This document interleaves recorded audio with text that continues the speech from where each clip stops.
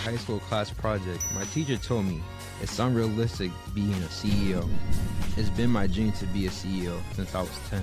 So I told her, it is realistic. Follow me on my journey to learn what it takes to become a CEO.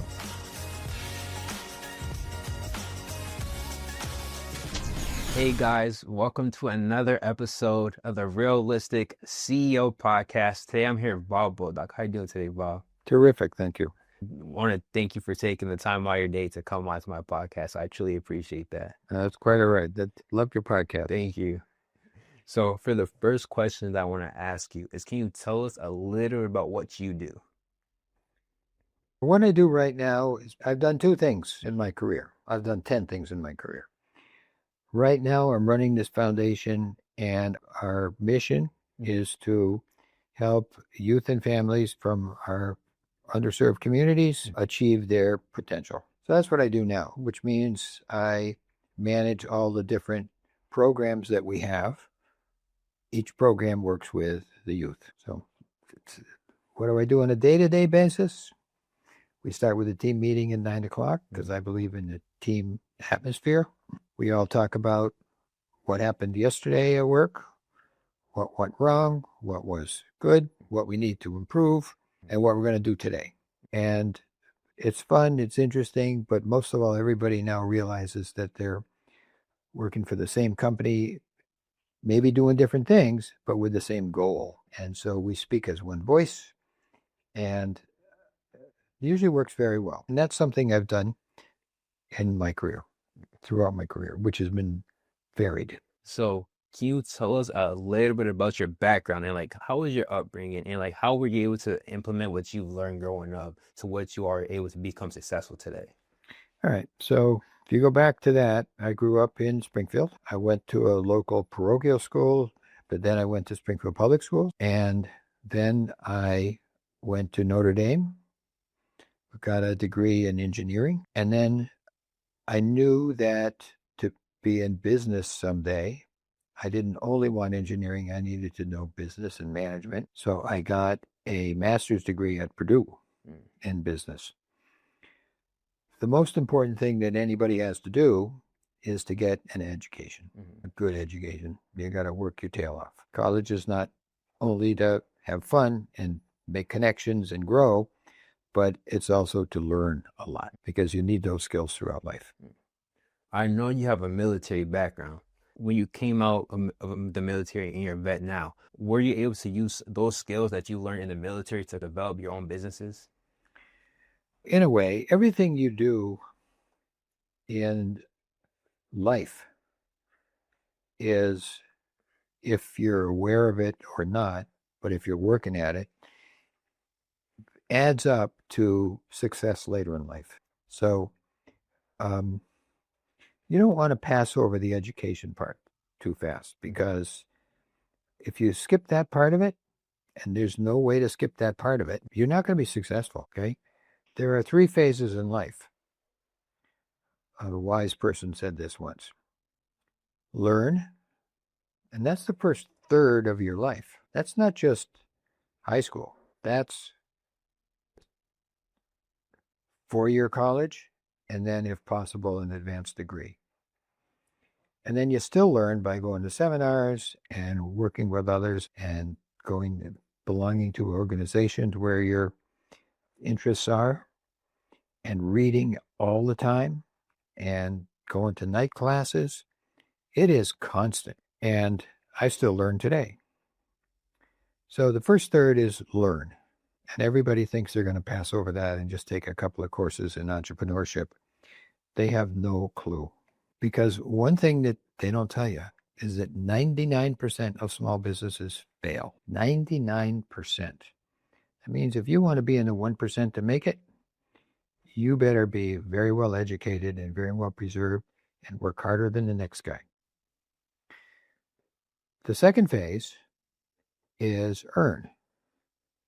That's when you go out and you earn it. And it's not a quick thing that you're going to be some financial goal by the time you're 40. Don't kid yourself. It's a whole third of your life. And then the third, if you're lucky, is return, where you give back. So when you talk about the military, that was part of my learning. It was also a big part of my giving back years. We should talk about the military almost separately. So let me talk about that for a minute. Okay? I was fortunate enough or unfortunate enough to be enlisted, which means I was not an officer, which means I was at 25 when I went in. I was the oldest kid in my company. Everybody else was 18. And I learned from them, and they learned from me. And we all gave back to our country because we believed in it, okay? You're not old enough to remember John Kennedy, but he was a great politician and great president. And he said, ask not what your country can do for you. Ask what you can do for your country. And nobody says that anymore. Now it's all, what can my country do for me? And that's backwards. Everybody, in my mind, should go in the military. Parts of it are not fun, but it is the greatest experience for young people they will ever have. Remember, I was 25, which means I was the old man in the group. Everyone else was 18. And I can tell you, I saw kids who had been in trouble grow up and mature and make friends and learn a skill. And they may walked in there looking like punks, but they walked out and they were standing tall and proud of what they had done. And they went on to become very successful. So that's the hard work. And the military was just part of it. And it was giving back to our country. And it was in Vietnam. It was not a pretty place. And we weren't giving back to our country then. But in a way we were, because we were doing what our country asked us to do.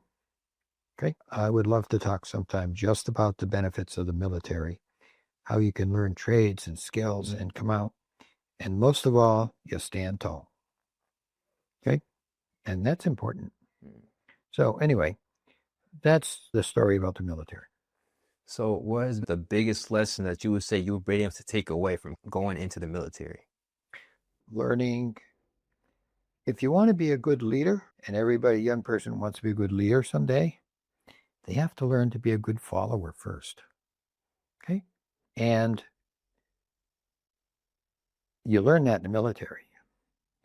And when your sergeant tells you that you're leading a group of 8 guys, and you're here at this point A, and you got to get through the jungle to point B, and you need to be there at 6 o'clock tomorrow morning, you had better get there no matter what it takes.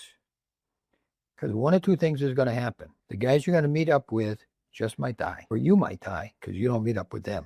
And so you learn that to follow directions. And you learn to get the job done no matter what. And that's the way it goes. So what did I learn the most? I learned that. I learned respect for my peers. And I learned respect for my equipment and taking care of myself and working as a team. You know what? Good examples. You work with 8 guys, and then there's 5 of those, and then, so now you got 40 guys. One guy gets in trouble, guess what? Everybody gets in trouble, okay? And by that I mean, if you got anything that's going to, let's say you're going on leave for the weekend. One guy screws up, guess what? Nobody goes on leave for the weekend. You learn to work together as a team, okay? And that comes about really fast. Okay? And the guy who screwed up doesn't do it again, okay? Because he knows he let everybody down. Not because that anybody gets on him, but he feels bad because he knows he let his team down. And that's a learning experience for that guy. Wow. So that's the kind of experiences that they don't talk about. But the best thing you could do for almost all the kids in this area is they join the military. Best thing in the world. And I didn't go in as an officer. Remember, I went in with kids who didn't even have their GEDs. Okay? Yeah. So I want to switch over to the business and like your mind and pick your brain a little bit more in the business side. When you first started Pride, like what was the goal, and did you expect it to be at a point where you had over 30 stores? I didn't start with pride. I started at my father's gas station, pumping gas. That's how I learned the business. Okay? And then I knew I wanted to have my own business. I was probably in 200 guys in my grad school. There were probably maybe 5 of us that. The other 5 went to work for big companies. Okay? Everybody now wants to do it because they see that as what they think is an easy road to success. It's not. It's harder than working for a big company. But it takes a special mentality and discipline to run your own business. It's very special. And I got to tell you, I must work 100 hours a week. And I'm thinking about it all the time. And if you just think it's going to be 8 to 5 and you're going to make a lot of money, forget it. Because you're going to fail. You're going to be one of the 99% that fail. So, did I learn pumping gas, fixing cars for my father? Sure. Then I got into other businesses because I experimented with lots of different stuff. I was a wholesaler of auto parts. I was a big wholesaler of tires. A lot of the tires that you see on cars today, I was a wholesaler. I sold them by the truckload. I had a phone business. I probably had a dozen businesses. And that's what entrepreneurs do. They see an opportunity and they jump on it. But it takes tons of work and passion and risk. Okay? I could have lost everything 10 times. You just work your way through it. It's extremely hard. Okay? People see the glory now and they say, oh, isn't that nice? They have no clue. I don't even try to explain to them because they don't get it. So for you, what made you keep going in business? Like you said, you have plenty of businesses that failed. What was the reason why you kept going? Well, none of them failed. Oh, okay. Oh, no. My businesses don't fail. Okay? No, I saw better opportunities each time. So I sold them. I moved on to something else. But not one failed. That's not in my DNA. What was the secret that you were able to do to the point where you, like you said, you made businesses, you grew them, and then you sold them? We already said it. Hard work, and hard work. It's very simple. And always thinking about it, and always staying one step ahead, and always being willing to change, always, and learning. I would go to seminars and meet my peers I was 70 years old and I was still learning, okay? Guess what? I'm in my 80s now and I'm still learning. I learn every day, okay? It's very simple. So what were some systems that you had in place in each business to the point where you knew it was going to become successful? First, I never knew they would become successful. You have to make it become successful, okay? You don't know that at all. If I knew that or anybody else knew that, they'd all do it, okay? One of my sayings to my team was, because they'd say, man, that's hard. And I would say, you know what? If it was easy, anybody could do it, right? That's the first thing. So systems, I built systems and standards every day. You'd realize something didn't work. Okay, we're going to try it this way. And then once you got it, then everybody stayed with it and you had to stay consistent. And you had to follow the rules and just keep your goals every day. I keep going back to the fact, if they think it's easy, forget it. You're going to fail. Okay? And you built the systems that you needed to at the time. They were all different and you had to be flexible. Must have had hundreds of systems. And that was just where you got your consistency. You figured out this works. Okay, we're going to stay with that. You can call it a system. I just call it a pattern that we would follow. Yeah. Can I name any one of them? No. You got to be flexible. Keep in mind, not everybody's cut out for this work. And I fault the schools and the colleges that have classes on entrepreneurism. You can't teach it. They're wasting your time. And everybody does it, and everybody going to say, we're going to be an entrepreneur and all that. It's not in your blood. You're wasting your time. Like, you say education is super important to you, and like without education, you wouldn't be where you are today. So like, why is education something that's super important to you? I got to be able to speak intelligently with my team, with my customers. When I go to the bank looking for a loan, they got to know that I know what the hell I'm talking about. If I'm just somebody who says, oh, I've got an idea and I want you to give me a whole bunch of money so I can experiment with my idea, don't waste your time. They're not going to give you that. They want somebody that they can have confidence with. because they're loaning you money. They're giving you their money and they're trusting you to pay it back. If you don't have an education and you can't convince, if I couldn't convince them that I knew marketing up and down, that I knew accounting up and down, that I knew HR up and down, that I knew my business itself totally. If I couldn't convince them that I had all those things, they weren't going to give me a nickel. So you got to have an education in all those things. And then once you start to apply it in your business, you better know, I better know all about marketing and how to sell, because I got to sell my product. But then I better know all the books too, so I can understand all the numbers. And then I got to know all the HR stuff and all the implications of that, so I deal with my people. Not. So you have to have all these skills, and you only get those by years of education. I met a kid the other day who's high school. He says, I don't think I'm going to go to college. I'm going to start my own business. I said, forget it. You might as well close the doors now, because you're never going to make it without an education. That's it. So for somebody like myself, I've been in business for a year. I'm also in college as well. But you talked about selling. Like that's been like my biggest thing that I've been really focused on this is how I can improve in selling. It's like, what is some advice on how I can become better at selling? Take every marketing class you can get your hands on, okay? Because you got to understand marketing and how people think and how they buy. You got to learn every marketing. And just not selling. You better learn all the accounting too. You better know your numbers. You better know the different types of loans. You better know some finance. There's so much you got to learn. Just a couple of courses is not going to do it, okay? It's a full-time job. So you figure I spent 6 full years at it, okay? Some of those I went through the summer. Not because I failed, because there were courses there and I took them, okay? 6 full years, as well as working very hard in high school. So you can get into a good college. Yeah. There's a lot to it. Remember the rule: learn, earn, return. First third of your life is learning. You're going to learn everything.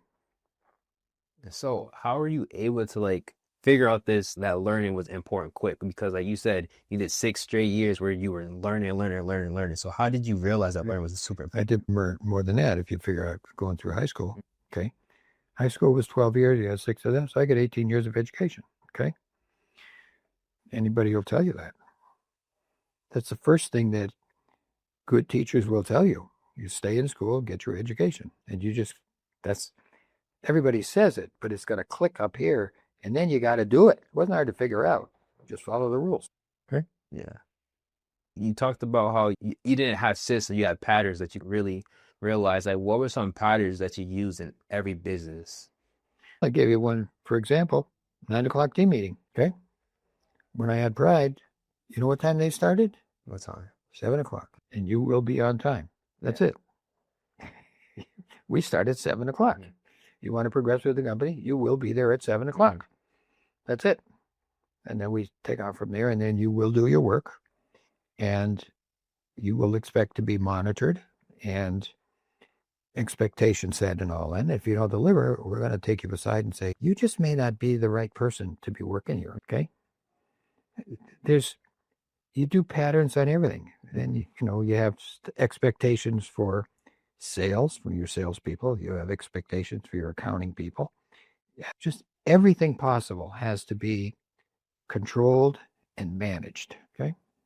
And so those all are little systems. Systems is just a big word. So every single one of your businesses, like what was like the one that you would say that you had the most fun being a part of? Actually, I love them all, okay? Because I just like business. If you ask me, do I like music or something? Not really, but I sure love business, okay? Every piece of it. And you need every piece of it if you're going to be an entrepreneur, because you got to be good at everything. It's that simple. So there's not one, I would say. So which one did you like own the longest and you really stuck to it? That's Pride. I found a formula that worked. So I started my first one when I was 28. And then I had all my other businesses in addition to that. And then I found that I liked Pride better. It was more profitable, and because I could grow it. And for those reasons, I sold off the others. But yeah, Pride is what I stuck with most of my life. So what was it about Pride that you found made it more profitable than the rest? Economies at scale. I could add more without having to be there all the time. And as long as I had systems for each one, I could trust my people to run each one. So you could just keep adding them on. So what was the difference? You had systems, but did you have like different systems for maybe you had one in Springfield and then a system for a Chicopee, Holyoke? Like, did you have? Yeah. Okay. It depended on if it was a highway location or a neighborhood location. Then it depended on within that neighborhood, what was the needs of the community and what products did they like versus another one. Again, that's where you had to know all the differences about socioeconomics. So you could say, I get it. I want to read my chosen book that me and my dad co-wrote, and then I have a couple questions I want to ask you based off of Tony, the main character. Okay. Okay. So the book is called I Am a CEO, Realistic CEO. In the sunny town of Dreamville, there lived a boy named Tony with a big, bright dream. One day, in Mrs. Parker's class, Tony announced, when I grow up, I'm going to be a CEO, a Chief Executive Officer. Mrs. Parker smiled and said, that's a big dream, Tony. Maybe think of something a bit more realistic. Tony's eyes sparkled. But it is realistic. I have a plan, he said with confidence. I will read lots of books and learn about business, Tony explained, holding up a book titled Lemonade Book. And I will practice by starting a lemonade stand. It will be the best in town, said Tony while sharing a drawing of his stand. Mrs. Parker was surprised. That's quite a start, Tony. But being a CEO is more than lemonade. I know, Tony nodded. I will meet and interview successful CEOs, business owners, founders, presidents, executives, and community leaders. I will learn from them.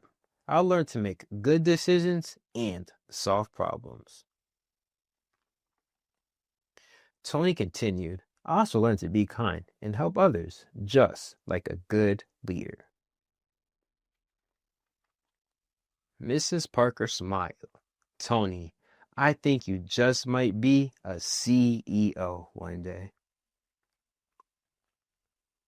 With a beaming smile, Tony said, I'll do the LBW and I'll practice the 5 types of work. They are work hard, work smart, work right, network, and teamwork. You'll see, Mrs. Parker. Years later, Mrs. Parker read a newspaper with a familiar face on the cover. Tony, CEO of more than Lemonade Inc. She remembered the little boy with the big dream. He did it, she whispered with pride. Back at Dreamville, Tony, now a CEO, smiled. Dreams do come true with the 5 types of work, along with self-belief and action, the LBW, the long, lonely, boring work. And in his office, the drawing of his lemonade stand hung on the wall. Remember, no dream is too big if you believe in yourself, are willing to work for it. Create a simple, realistic plan and follow it through to execution. Everyone has a special dream that can change the world. What's yours? And that's the book. That's very nice. Thank you. You hit on all the things we talked about. Yeah, honestly, so really the behind the scenes with that book is me and my dad, we wanted to make a book where it was simple. So like you said about how literacy is important, we made it so it's simple read so that it's really for elementary school all the way up to any age range can really understand the concept of business. That's very good. Thank you. You're welcome. Appreciate that. So I have a couple of questions to ask you based on the book. So Tony, he talks about the 5 types of work, and I want you to break it down a little bit. So I'm going to start off from working hard. What does working hard mean to you? It means doing whatever you need to do. Staying up late, passing up other stuff, just whatever needs to be done. And some of it's not going to be fun, but you got to do it. That's hard work. So the next type of work is work it smart. What does working smart mean to you? Don't do a lot. That's the same as you hear in sports. Think smart, think about the goals, stay on target, all that kind of stuff. Yeah, plan your time. Next type of work is working right. What does working right mean to you? That's very general. I don't know what you meant by that. You don't hear that phrase in business. You hear about working smart all the time with goals, all that kind of stuff. But working, what do you mean? It's a word that doesn't conjure up anything that has to do with business with me, unless you mean ethically right. Yeah. So if you mean ethically, then I word it differently than working. I would flat out say be ethical about it, because there are so many. We all see it now in business, and we especially see it in our world and in our country today. It's full of lies. Flat out, people actually lie every day, unfortunately, from the top on down. And that's just not right. That's not the way to get. You got to be honest, okay? So I'd change that. I'd work it to ethically and honest or something like that. The word ethics has got to come back into our world. It's going to destroy us. It really is. It's going to destroy us. So for us, we put working right. We had 2 meanings, which is the ethical and like the morals, working right that way, and then working right as in working like a pro. So we like to, when we go into and we speak, we use the example of Stephen Curry and like working like a pro of like how he makes 500 shots a day. So like we use working right as like working like a pro. Okay, that's fine. Yeah. Okay. And then the next type of work we have is network. So what does networking mean to you? Oh, building connections, because you're going to need those. But don't think building connections is going to solve all the problems. It comes back to working hard, okay? The connections will happen, but it's not, you can't expect anybody else to solve your problems, okay? Absolutely, positively not. It's 1/10 of the job. Some people think it's the whole job. It's not. And then the last type of work is teamwork. So what does teamwork mean to you? You got to be able to work as a team. There's no question. Everybody's got to collaborate and be focused on the same thing. And then Tony, he also talks about the LBW, the long, lonely, boring work. So can you tell us about the LBW that you have to do inside of your career? I told you got to work longer and harder than anybody. It's that simple, longer and harder than anybody, because there's people out there trying to eat your lunch and everything you want to do. So I just have one more question for you. And it's, what's one fun fact about yourself that nobody really knows? I don't know. I got some great grandkids, wonderful wife. People don't realize that, but I have a lot of support and a nice, very nice family. So I have a very supportive atmosphere. Okay? Yeah. That's probably it. Then I used to do triathlons. You talk about working hard? That's working hard. People don't know that. I want to try one of those one day. You better be ready to do a lot of training first. I'll definitely try that one day. But I want to thank you again for coming on to the podcast. So I appreciate it. That's my pleasure. You asked some very good questions. I appreciate that. Thank you. Okay. Before we end, I want to thank every single one of you for all the support you guys showing me in this past year of my journey of becoming a realistic CEO. So ways that you could support even more is by going onto my website at www.realisticceo.com and ordering your copy of our children's book, Realistic CEO, as well as our, what we call the blueprint book, Unrealistic, which we just released. And then lastly, our magazine, the Realistic CEO Podcast Magazine. And if you want to gift even more, we also have a section where you can gift books. And then lastly, we would love to have a partner. So we do have a partnership page as well. and appreciate all the support you have shown me once again. See you in the next episode. Peace.